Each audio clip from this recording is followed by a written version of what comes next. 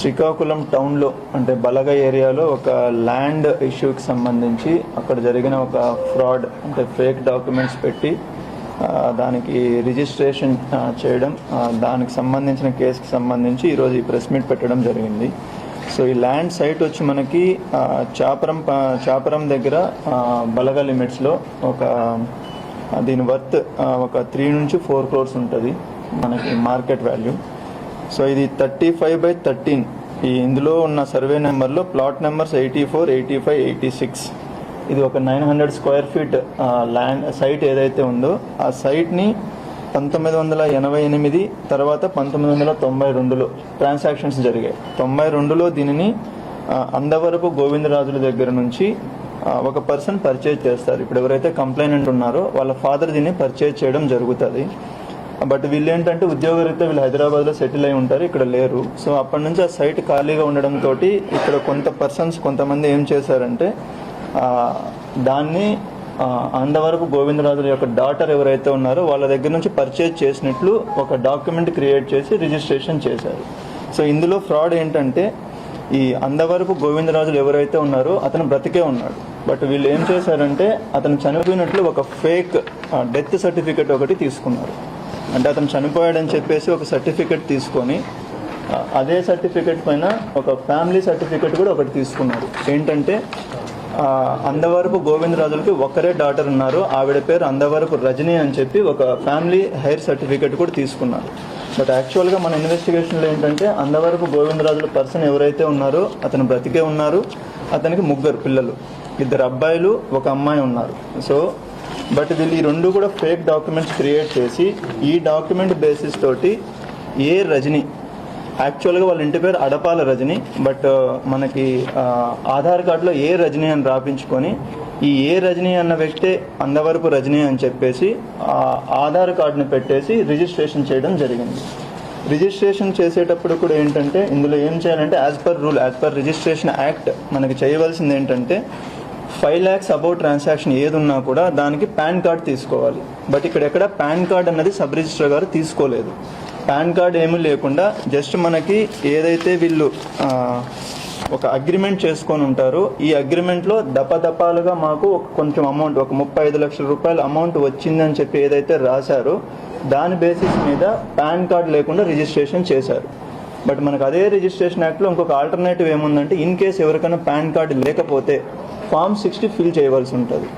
Form 60 fill చేసి అందులో source of income చూపించి మేము ఈ ట్రాన్సాక్షన్స్ చేశామని చెప్పి వాళ్ళు ఒక సిగ్నేచర్ చేయవలసి ఉంటుంది. దానికి సంబంధించి Form 60 ఏదైతే ఉందో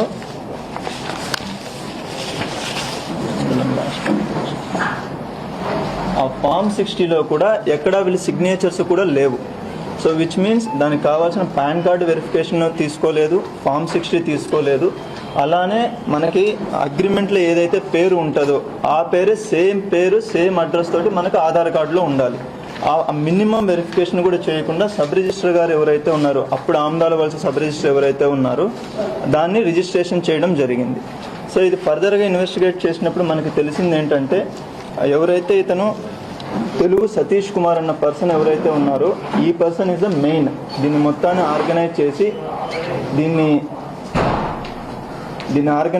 దీన్ని మొత్తాన్ని ఈ డాక్యుమెంట్స్ ఫేక్ డాక్యుమెంట్స్ క్రియేట్ చేయడం కావచ్చు, ఆ ఫేక్ డాక్యుమెంట్స్ పట్టుకొని దాన్ని మనకి సబ్ రిజిస్టర్ ఆఫీస్లోకి వెళ్ళి రిజిస్ట్రేషన్ చేయించడం కావచ్చు, ఇదంతా ఈ పర్సన్ చేయడం జరుగుతుంది.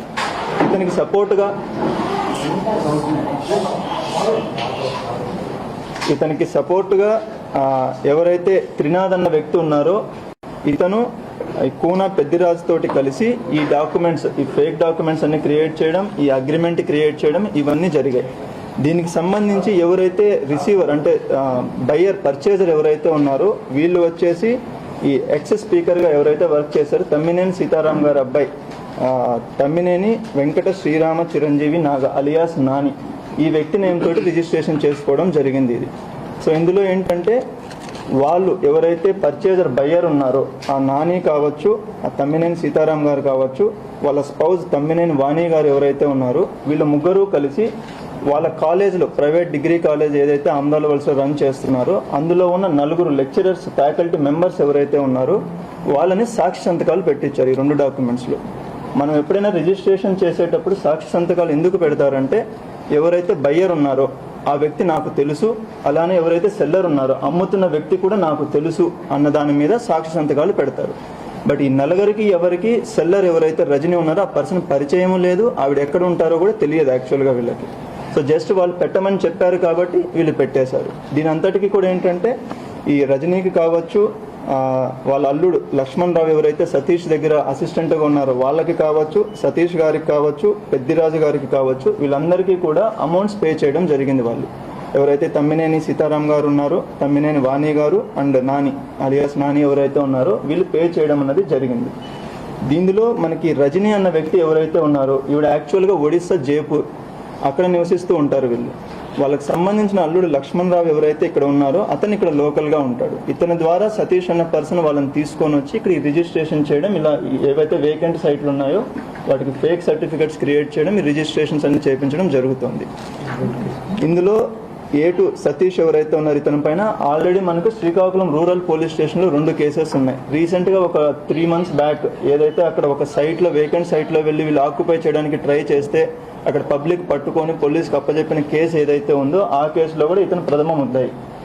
సో మన ఈ ప్రెస్ మీట్ యొక్క ముఖ్య ఉద్దేశం ఏంటంటే, ఈ వేకెంట్ సైట్స్ ఏవైతే ఉన్నాయో వాటిపైన ఫేక్ డాక్యుమెంట్స్, అంటే ఇప్పుడు ఎలాగైతే ఇక్కడ ఫేక్ డెత్ సర్టిఫికేట్ తీసుకున్నారు, ఫేక్ హైర్ సర్టిఫికేట్ తీసుకున్నారు, ఆధార్ కార్డును ఫోర్జడ్ చేశారు, వాటికి సంబంధించి ఒక లేని పర్సన్స్ని, అసలు ఆ ఫ్యామిలీతో సంబంధమే లేని ఒక పర్సన్ జస్ట్ బికాస్ ఆ సర్నేమ్ ఏ అని ఉంది చెప్పేసి, ఒక సర్నేమ్ ఏమో అందవరపు, ఇంకొక సర్నేమ్ ఏమో అడపాల, రెండింటికి సంబంధం లేదు. అలాంటి పర్సన్స్ని తీసుకొని వచ్చి ఇట్లా రిజిస్ట్రేషన్స్ చేసి యాక్చువల్ సైట్ ఓనర్స్ ఎవరైతే ఉన్నారో వాళ్ళకి ఇబ్బంది చేయడం అనేది జరుగుతుంది. సో మన ఇన్వెస్టిగేషన్లో తెలియదు ఏంటంటే, ఈ సతీష్ కుమార్ అనే పర్సన్ ఎవరైతే ఉన్నారో ఇతను ఇలాంటివి ఇంకా కొన్ని చేశారు. మనకి ఇప్పుడు మన ఇన్వెస్టిగేషన్లో కొన్ని వచ్చే ఆ డీటెయిల్స్ అన్ని ఇప్పుడు చెప్పలేము. ఆ విక్టిమ్స్ ఎవరైతే ఉన్నారో వాళ్ళతో పోలీస్ అన్న వాళ్ళు మాట్లాడడం జరుగుతుంది. మీడియా ద్వారా అండ్ పబ్లిక్కి కూడా రిక్వెస్ట్ చేస్తున్నది ఏంటంటే, ఇలాంటి ఇష్యూస్ మీకు ఏవైనా ఉంటే దయచేసి లోకల్ పోలీస్ స్టేషన్లో కంప్లైంట్స్ ఇవ్వండి. ఇస్తే దాన్ని ప్రాపర్గా డాక్యుమెంటేషన్ అన్ని వెరిఫై చేసి దాన్ని చేయడం అన్నది జరుగుతుంది. సో ఈ కేసుకి సంబంధించి ఈరోజు మొత్తం మనము 8 మందిని అరెస్ట్ చేయడం జరుగుతోంది. 8 మందిని అరెస్ట్ చేయడం జరుగుతుంది. వీళ్ళు కాకుండా సబ్ రిజిస్టర్ ఎవరైతే అరుణ గారు ఉన్నారో ప్రజెంట్ హీరమండలంలో పనిచేస్తున్నారు, సబ్ రిజిస్టర్ గారిని కూడా ఇందులో అక్యూజ్డ్ చేయడం జరిగింది. ఆవిడని కూడా అరెస్ట్ చేయడం జరుగుతుంది. రిమైనింగ్ పర్సన్స్ ఎవరైతే ఇంకా 4 ఉన్నారో, ఒకరు అబ్స్కాండింగ్లో ఉన్నారు, మిగిలిన 3 పర్సన్స్ ఏవైతే మనం మెన్షన్ చేశామో వాళ్ళని కూడా ఫర్దర్గా లీగల్ యాక్షన్ తీసుకోవడం అనేది జరుగుతుంది. వాళ్ళకి ఆ ఇన్ఫర్మేషన్ తెలుసు, ఎందుకంటే వెరీ క్లియర్గా ఈ సైట్ ఓనర్ ఎవరున్నది వాళ్ళకి తెలుసు. ప్లస్ ఎవరైతే సేల్ చేస్తున్నారో ఆ పర్సన్ ఇక్కడ కాదు, ఇక్కడ వ్యక్తే కాదు, జైపూర్ ఒడిశాకి సంబంధించిన వ్యక్తి. ఇప్పుడు అడపాల, ఇప్పుడు ఒక ఫ్యామిలీ సర్టిఫికేట్ మన దగ్గరికి తీసుకొని వచ్చినప్పుడు మీ నాన్న ఎవరు, మీ మదర్ ఎవరు అన్నది బేసిక్ క్వశ్చన్ అడుగుతాం మనం. అందులో వెరీ క్లియర్గా మా నాన్న అందవరపు గోవిందరాజు అన్న పేరు రాసి ఉంటే ఆ పర్సన్ బ్రతికే ఉన్నారు. ఆ పర్సన్ ఎవరన్నది మీకు అందరికీ తెలుసు. ఇక్కడ నేను చెప్పాల్సిన అవసరం కూడా లేదు. ఇక్కడ లోకల్గా ఏమని పిలుస్తారు, ఎందుకంటే అతనేం అన్నోన్ పర్సన్ కూడా కాదు, అందరికీ తెలిసిన పర్సనే అతను. సో అంత క్లియర్గా ఉన్నప్పుడు ఇది క్లియర్ క్రిమినల్ కన్స్పిరసీ. ఆ సైట్ ఏదైతే ఉందో అది తీసుకోవడానికి బోత్ పర్చేజర్ ఎవరైతే ఉన్నారో అతను కావచ్చు, సెల్లర్లో ఇదంతా చేశారు. దీన్ని మొత్తాన్ని ఆర్గనైజ్ చేసింది అటు సైడ్ బయ్యర్ సైడ్ ఆ వ్యక్తి అయితే, సెల్లర్ సైడ్ సతీష్ అన్న వ్యక్తి. ఆ పర్చేజ్ చేసిన వాళ్ళు ఎవరైతే ఉన్నారో తమ్మినేని చిరంజీవి నాగ అలియాస్ నాని, అండ్ దీనికి మొత్తానికి కన్స్పిరసీ కింద ఎవరైతే తీసుకొని వచ్చారో తమ్మినేని సీతారాం గారు, తమ్మినేని వాణి గారు, వీళ్ళు కూడా ఈ కేసులో అక్యూజ్డ్. వీళ్ళపైన కూడా మనకి చట్టపరంగా చర్యలు తీసుకోవడం అనేది జరుగుతుంది. ఇప్పుడు మీరు చూడొచ్చు అక్కడ అందవరపు గోవిందరాజులు అంటే ఆయన బ్రతికే ఉన్నారు. ఆయన చనిపోయినట్లు ఒక సర్టిఫికేట్ తీసుకొని, ఆయనకు 3 పిల్లలు, వాళ్ళకు ఒకే కూతురు ఉన్నట్లు తీసుకొని ఆ కూతురు కూడా ఎక్కడో అది తీసుకున్నారు. మనకి ఈవెన్ ఇది మున్సిపల్ కమిషనర్ నుంచి కావచ్చు అండ్ రెవెన్యూ అథారిటీస్ నుంచి కూడా కావచ్చు, ఆ సర్టిఫికేట్స్ ఏవైతే ఉన్నాయో క్లియర్గా అక్కడ నుంచి ఇష్యూ చేయలేదు, వీళ్ళు బ్రతికే ఉన్నారనేది క్లియర్గా వాళ్ళు కూడా మనకి డాక్యుమెంటేషన్ ఇవ్వడం జరిగింది. ఈ ఫేక్ డాక్యుమెంట్స్ ఎక్కడ క్రియేట్ చేశారు ఏంటి అనేది ఫర్దర్గా ఇన్వెస్టిగేషన్ చేయాలి. సో అందులో ఎవరైనా అధికారులు ఉంటే మాత్రం 100% వాళ్ళని కూడా ఇందులో అక్యూజ్ చేయడం జరుగుతుంది. సో A1, A2, A3 అనేది అది పెద్ద ఇంపార్టెంట్ కాదు. ఓకే, అది జస్ట్ ఊరికే 1, 2, 3 నెంబర్స్ వేస్తాం కానీ ఇప్పుడు A1 ఉన్న వాళ్ళు ఎక్కువ చేసినట్లు, A10 ఉన్న వాళ్ళు తక్కువ చేసినట్లు కాదు. మనకి ఇప్పుడున్న ఇన్వెస్టిగేషన్ ప్రకారం ఇప్పుడు వస్తున్న నేమ్స్ ప్రకారం అది తీసుకొని వెళ్తాము. ఫైనల్ ఛార్జ్ షీట్లు ఎలా వేస్తారు, ఎవరిపైన ఏం సెక్షన్స్ వస్తాయి అన్నది ఇంపార్టెంట్. కొనుగోలుదారులు ఉన్నారు, అమ్మిన వాళ్ళు ఉన్నారు, మధ్యలో రిజిస్ట్రేషన్ చేసిన వాళ్ళు ఉన్నారు, అందరూ ఉన్నారు. అది ఇన్వెస్టిగేషన్ చేయవలసి ఉంది. బట్ ఫర్ నౌ వీళ్ళ స్టేట్మెంట్స్ ప్రకారం ఏదైతే ఇచ్చారో అది చేసినట్లు అనిపిస్తోంది. But we cannot confirm it so for. మనకి ఇంకా ఎవిడెన్స్ తీసుకోవాలి దానికి సంబంధించి. దాని ఎవిడెన్స్ని బట్టి మీకు ఫర్దర్గా అప్డేట్ చేస్తారు. క్లియర్గా సైట్ ఓనర్షిప్ పైన డిస్ప్యూట్ ఉంటే అది సివిల్ మ్యాటర్, అది పోలీస్కి సంబంధం లేదు. ఒకేసారి ఇద్దరిపైన రిజిస్ట్రేషన్ జరగచ్చు, కొన్ని కేసెస్లో ఉంటాయి. అది పోలీస్ చేయలేరు, ఎందుకంటే ఓనర్షిప్ ఎవరైనా డిసైడ్ చేయవలసింది revenue authorities or concerned municipality వాళ్ళు కావచ్చు, పంచాయతీ వాళ్ళు కావచ్చు, వాళ్ళు డిసైడ్ చేయాలి. బట్ ఈ కేసులో అలా కాదు. ఈ కేసులో క్లియర్గా fake documents, not even forged documents కాదు, ఒక దొంగ సర్టిఫికెట్స్ క్రియేట్ చేసినది క్లియర్ క్రిమినల్ కన్స్పిరసీ. ఉన్నారనే చెప్పాను. సబ్ రిజిస్టర్ని అరెస్ట్ చేయాలంటే ఐజీ రిజిస్టర్కి ఇన్ఫార్మ్ చేయాలి. అది ఇన్ఫార్మ్ చేశాము, పర్మిషన్ తీసుకున్నాము, అది అరెస్ట్ చేయబోతున్నాము. ఈ కేసుకి సంబంధించి మాకైతే కోర్టు నుంచి ఎక్కడ ఏమీ లేదు అండి, because this is a criminal case. It's clearly criminal case. ఇక్కడ క్లియర్గా ఎవిడెన్సెస్ ఉన్నాయి. సో కోర్టు నుంచి అయితే మాకైతే ఇప్పటివరకు ఏం రాలేదు అండి.